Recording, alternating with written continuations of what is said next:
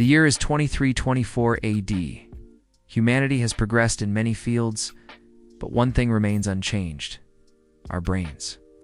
Even though we have the technology to upload thoughts and emotions directly into our retinas and stimulate every sense imaginable, we still rely on unreliable organic brains. And if there's one thing that all humans have in common, it's that they forget things. This is a problem because your memories are all that you have when you get to my age. But fortunately, science has advanced far enough to allow us to record and relive our memories.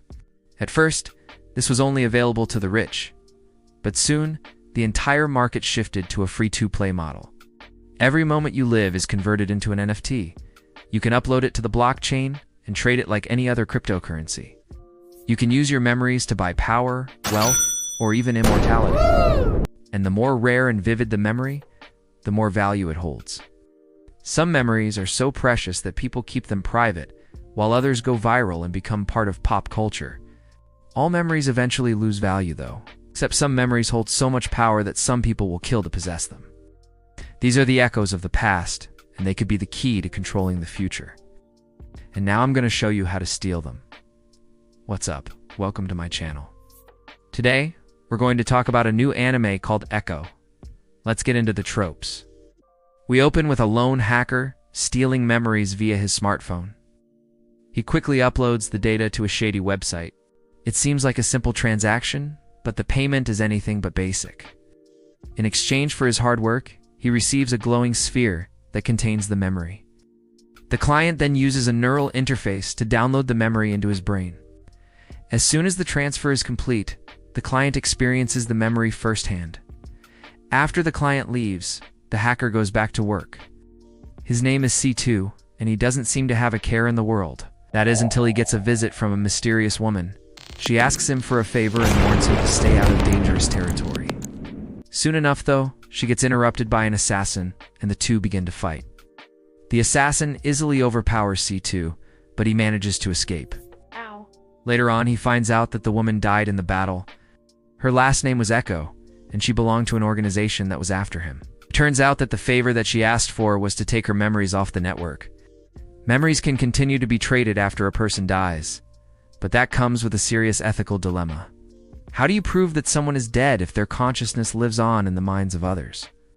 Unfortunately for C2, this isn't really a problem because he's already dead. You see, in order to upload a memory, you need an account. When C2 registered for an account, he used the alias Echo, but the name wasn't just a random choice. It was the last name of the richest family in the world. The Echo family basically invented the memory trading market. They grew their wealth to unimaginable levels and became incredibly influential. But there was always someone who wanted what the Echoes had. The way that they tried to take it led to the total annihilation of the family. Ali. The only survivor was a baby boy who somehow managed to avoid detection. Nobody knows how he survived, but that didn't stop people from trying to find him. In fact, it made him even more valuable.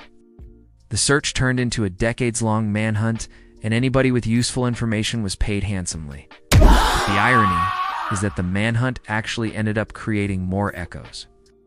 Not only did it cause a lot of trauma, but it also resulted in dozens of alternate accounts being created. And nobody knows which one is the real deal. C2 is one of these alternate Echoes, and he doesn't remember anything before the age of 12. This means that he has no idea how the real Echo got away or why they were targeted in the first place. However, he does get occasional flashbacks that show him living a completely different life. There are also a few glitches in his memory that give him small glimpses into his true identity. But every time he gets close to figuring something out, he gets attacked. Each assassin is stronger than the last, and they all seem to know a lot about him. So C2 decides to run away from home and try to uncover the truth on his own. Now, C2 might not have any memories from before the age of 12, but that doesn't mean he's helpless. See, the app that he's been using to trade memories also has another function. He can use it to enter people's minds and steal their memories. He can only do this during combat, though, so he needs to provoke the other person. Once the fight starts, it becomes a game of rock, paper, scissors. If he sends the strongest attack, then the opponent will block it. If he sends a block, then the opponent will counterattack. And if he sends a counterattack, then he'll win and be able to steal a memory.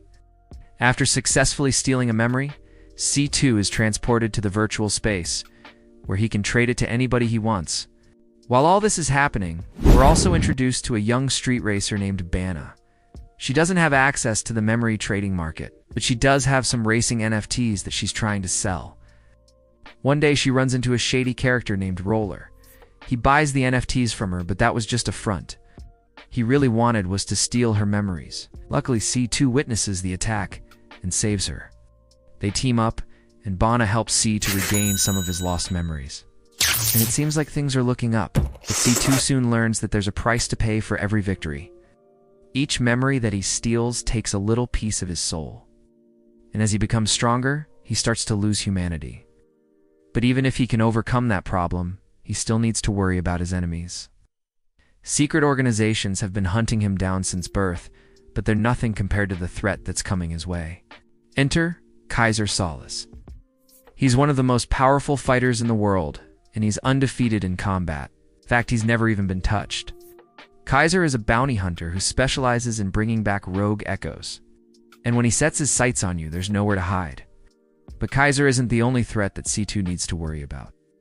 There's also a mysterious girl named Claire who's also searching for him. She might look innocent, but she's as deadly as a viper. And she won't hesitate to strike when the time is right. So can C to defeat Kaiser and escape Claire's clutches? Or will he fall victim to the same fate as the rest of the Echoes? Find out next week. Just kidding, the story is still ongoing. And if you want to see the next episode, you're going to have to wait a few weeks. But if you don't want to wait, then you can always read the manga. The anime is based on a series of light novels, but there's also a manga adaptation. And if you start reading from chapter 1, then you'll be able to see everything as it happened for the first time. Overall, I would rate the source material an 8, 5 out of 10. The world building is excellent. The action scenes are really well written, but the story feels like it's missing something. I can't quite put my finger on it, but it feels like something's not right. Maybe it's just because we haven't gotten enough content yet, but I have a feeling that this is going to be a good one. The animation is pretty decent too. It's not the best, but it's definitely not the worst. The art style is clean, and the fight scenes are well choreographed. The soundtrack is also pretty solid.